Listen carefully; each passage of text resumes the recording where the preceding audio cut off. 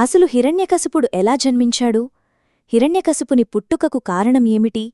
హిరణ్యకశిపుడు నిజంగా ఎవరో తెలుసుకుంటే మీరు ఆశ్చర్యపోతారు. హిరణ్యకశిపుని జననం ఎలా జరిగిందో, అతని మరణం ఎలా జరిగిందో నేను ఈ వీడియోలో వివరంగా చెప్పబోతున్నాను. అందుకే వీడియోని చివరి వరకు చూడండి. మరియు మా ఛానల్ని సబ్స్క్రైబ్ చేయడం, లైక్ చేయడం మర్చిపోవద్దు. పూర్వకాలంలో విష్ణుమూర్తి ద్వారపాలకులు జయ విజయులు స్వర్గలోకంలో కాపలా కాస్తూ ఉండేవారు. ఒకసారి సనకాడి మహర్షులు విష్ణువును దర్శించడానికి వచ్చారు. కాని ద్వారపాలకులు అహంకారంతో వారిని ఆపివేశారు. దీనితో కోపగించిన మహర్షులు, మీరు దివ్యలోకానికి అర్హులు కాదని, భూమిపై దైత్యులుగా పుడతారని శపించారు. ఆ శాపం వల్ల దిగ్భ్రంతికి గురైన జయవిజయులు విష్ణువును ప్రార్థించారు. విష్ణువు వారికి ధైర్యం చెప్పాడు.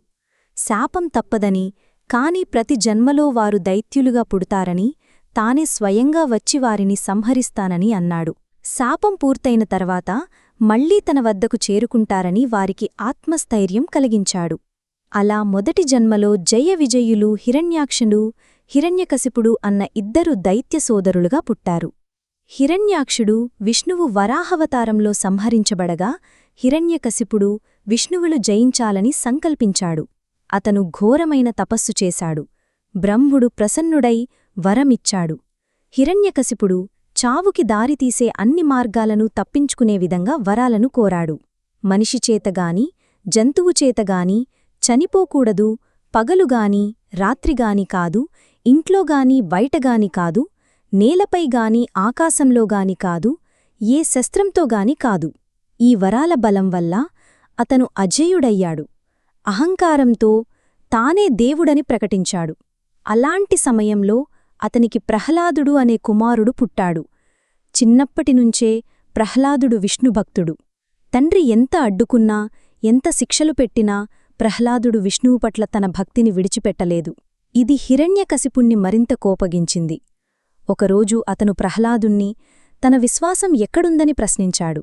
ప్రహ్లాదుడు విష్ణువు ఎక్కడైనా ఉన్నాడని చెప్పాడు. అప్పుడు హిరణ్యకశిపుడు ఆగ్రహంతో సమీపంలోని స్తంభాన్ని కొట్టాడు.